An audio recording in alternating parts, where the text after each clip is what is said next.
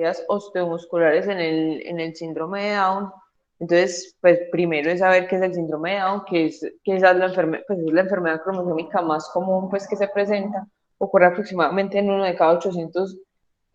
nacimientos pues en el mundo y fue escrita originalmente por John Down en 1866. Pues clásicamente sabemos pues que es una trisomía del cromosoma 21. El cromosoma 21 tiene múltiples genes pues a lo largo pues de todo el cromosoma y se han descrito como como tres formas de que se produzca. Puede ser una trisomía completa, que sería la causa más común del Down, una trisomía parcial que ocurre aproximadamente en el 3% de los pacientes con síndrome de Down, o un mosaicismo pues del cromosoma, y esta amplia variedad pues como de formas de que se presente la enfermedad y por la gran cantidad de genes pues que codifican estos cromosomas explica pues como la variedad clínica que presentan estos pacientes, que clásicamente sabemos que tienen un compromiso pues cognitivo que puede ser de leve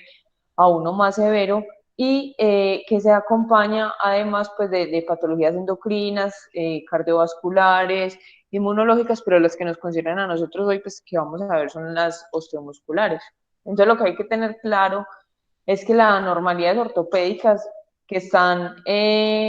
manifiestas pues en el síndrome de Down, como nos dijo el doctor Uribe, van a estar básicamente relacionados con la hiperlaxitud que tienen los pacientes, la hipermovilidad y que son pacientes que son hipotónicos al momento pues de nacer. Entonces la primera que vamos a ver va a ser la inestabilidad de la columna cervical. La inestabilidad de la columna cervical puede ser tanto entre el occipucio pues IC1 o entre C1 y C2, presentando pues una incidencia aproximadamente del 15%. La inestabilidad trantoaxial pues que va a ser la que se desarrolla entre la primera y la segunda vértebra, típicamente se ha descrito pues que es por toda la lesión ligamentaria que se presenta a este nivel, principalmente con el ligamento transverso que hace pues que se pueda producir esta inestabilidad. Entonces, cuando uno tiene un paciente con una sospecha pues, de una inestabilidad atlantoaxial, hay como dos cosas básicas que se deben medir. La primera es el ADI, pues, o la distancia que hay entre el atas y la odontoides. Esa distancia se va a medir entre el borde posterior de como la porción anterior del atlas, que sería este espacio acá, es esta línea que vemos acá,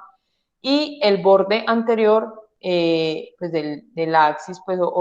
la apófisis pues, como odontoidea del axis propiamente. Esta distancia debe ser menos de 5 milímetros pues, para considerarla normal en niños, pero en la mayoría de los niños a muy temprana edad, como no está osificado, puede ser difícil de identificarlo, entonces se sugiere hacer una medida pues que va a ser como aproximada, que va a ser como el espacio del canal que yo voy a tener, que va a ser entre la parte posterior de la C2 y la parte anterior de la porción posterior, pues de estas espinas, que sería como el canal como medular, por así decirlo, que es el espacio que yo voy a poder medir, que me va a dar una medida indirecta, que idealmente debería ser menor de 14 milímetros. En cuanto a la inestabilidad atlanto-occipital, entonces, básicamente esta articulación,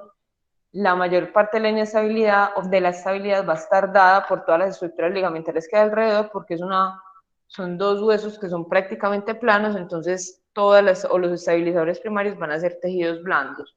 Entonces, los principales componentes ligamentarios que van a estar alterados van a ser los que vemos pues, a la derecha, cubiertos pues, como, o en ese recuadro amarillo, que va a ser la membrana atlanto-occipital anterior y posterior, y la membrana tectorial, que son las que van a estar alteradas en estos pacientes. Entonces, en estos pacientes lo que yo voy a hacer es que voy a medir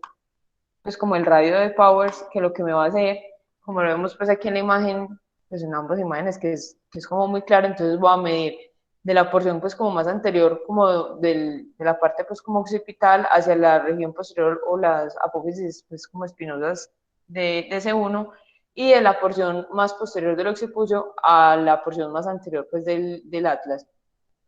Entonces, este radio, de acuerdo pues como a esta fórmula, es lo que me va a indicar si yo tengo o no un paciente que es inestable en este punto. Entonces, la mayoría de los pacientes que tienen inestabilidad de la columna cervical son asintomáticos. Solamente el 1 al 2% de los pacientes con síndrome de Down que tienen inestabilidad de la columna son sintomáticos y la mayoría de los síntomas los van a referir entre los 5 y los 15 años. Estos pacientes se van a quejar de dolor cervical, pueden tener alteraciones sensitivas, pero lo que más me debe llamar la atención es un paciente que previamente tenía un buen control de esfínteres y o tenía pues una marcha adecuada y comienza pues de forma súbita a tener alteraciones en el control vesical o alteraciones en la marcha, que son principalmente el aumento pues de la base de sustentación. Pueden tener además disminución de la movilidad del cuello cuando yo les hago la evolución, pues la evaluación clínica. Y en cuanto a los reflejos, pueden estar hiperrefléxicos, pueden tener un Babinski patológico o un clonus. Entonces yo tengo que estar muy atento principalmente a esas alteraciones pues en el control de la vejiga. En varios de los artículos pues que les compartí, hablaban de que en realidad no era pues como una indicación muy clara hacer como evaluaciones como profilácticas en estos pacientes para buscarles la inestabilidad, únicamente en los pacientes pues que fuesen como llevados a cirugías muy importantes en las cuales podía pues como dificultar como el acceso pues como a esa vía aérea, pero también se había descrito pues que el Comité Olímpico Internacional en los pacientes pues en los como los paralímpicos lo tenían como un requisito, pero que en realidad ya no, pues ya como que estaba muy revaluado como ese concepto de tener que hacerles radiografías como buscando la inestabilidad en los pacientes que fuesen asintomáticos. En cuanto a las escolosis y las espondilolistesis, tiene una incidencia menor al 7%. Las listesis generalmente son de L5S1 y son pues como por la etiología pues que nos comentó el profe Estrada, y las curvaturas escolióticas son predominantemente torácicas, generalmente son ángulos leves, es decir, son pacientes que en la mayoría de las veces no van a requerir intervenciones quirúrgicas y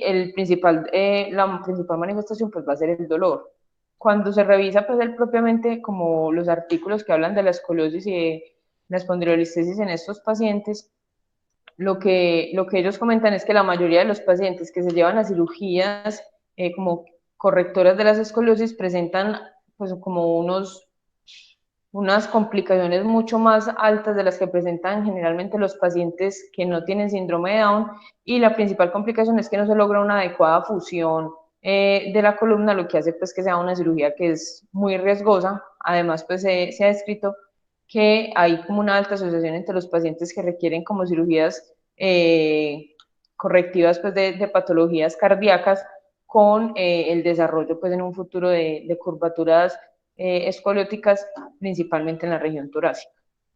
Lo otro que es importante es la inestabilidad de la cadera. Hay varios factores que están muy asociados con la inestabilidad que se produce en las caderas de estos pacientes. El profe Uribe pues, nos comentó que muy importante pues, la laxitud ligamentaria, la hipermovilidad, que son pacientes que son hipotónicos, que toman unas posturas pues, que no son como las convencionales, por así decirlo, pero también hay unas alteraciones óseas propias de estos pacientes que hacen que sea más probable que los pacientes sean inestables. Generalmente son pacientes que tienen acetábulos más horizontalizados, tienen anteversiones acetabulares disminuidas con anteversiones femorales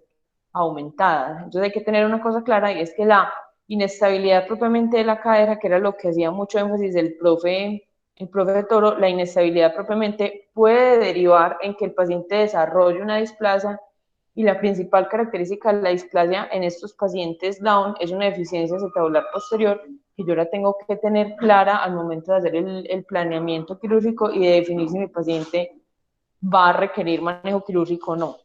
Entonces, la inestabilidad de la cadera se va presentando entre el 2 al 5% de los pacientes, y hay como 4 fases que se han descrito pues, en cuanto a la inestabilidad de la cadera. La primera es como la fase inicial, que son pacientes que tienen caderas muy estables, pero que son caderas hipermóviles, generalmente son asintomáticos, son menores de 2 años, y esto es muy importante porque la mayoría de los pacientes con inestabilidad de cadera son asintomáticos hasta que empiezan a caminar. Si ellos no deambulan, pues no se ve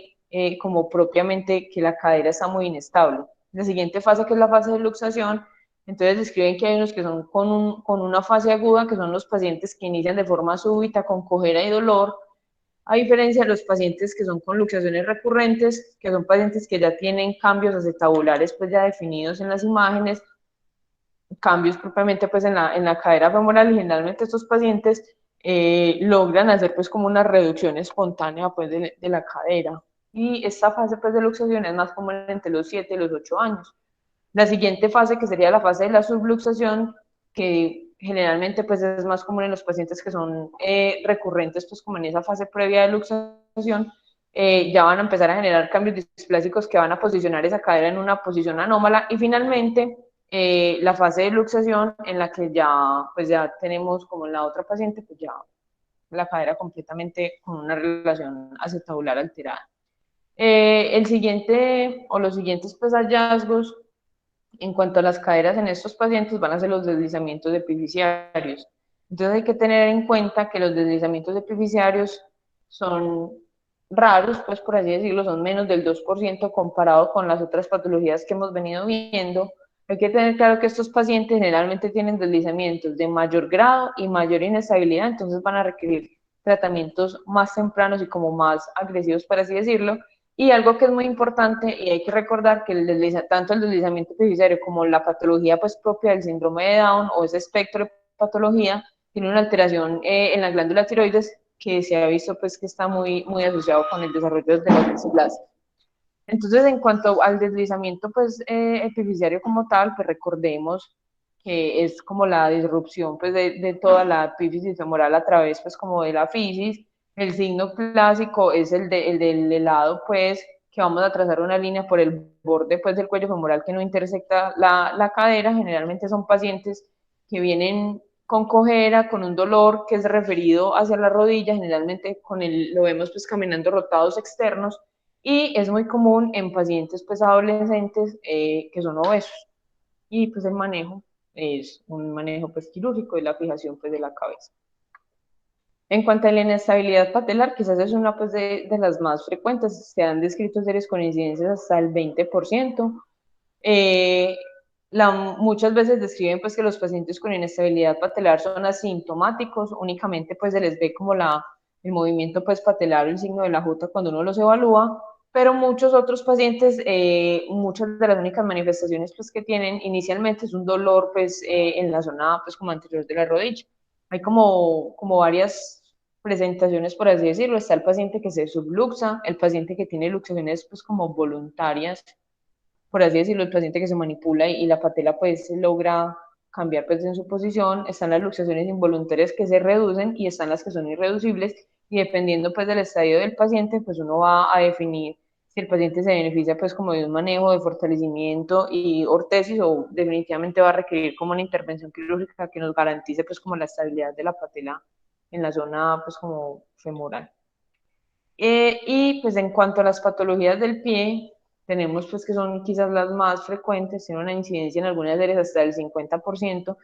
y estas incidencias entre el 25 y el 50% varían en el espectro pues de un pie plano, una lux valgus o un metatarso primo varo.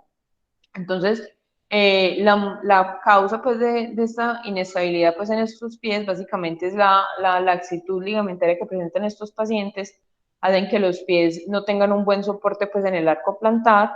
hace que la inestabilidad pues ligamentaria lleve a que se prone el pie, y la pronación del pie va a empeorar pues como ese espectro propio de la lux valgus, que por sí ya por la sola inestabilidad que presente pues o el desbalance muscular que van a presentar estos pacientes en todas las fuerzas que se producen alrededor del hallux, empeore pues con los síntomas. Entonces hay algo que tener pues claro, es que recuerden pues que la luz valgus no se opera porque tengo una deformidad muy fea y no sea estética, únicamente en realidad se operaría porque los pacientes manifiesten dolor, que era algo muy importante en el caso pues del primer niño, pues del niño que vimos, que en general no tenía dolor, únicamente era pues como la deformidad que tenía.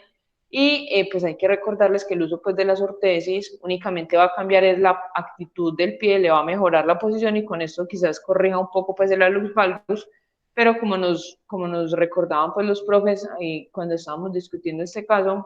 eh, el manejo inicial siempre va a ser con ortesis, y ya en casos muy severos que alteren mucho la biomecánica se podría considerar manejo con, pues en conjunto pues, de hacer osteotomías y manejo pues de tejidos blandos. Entonces, esta era como la revisión que teníamos.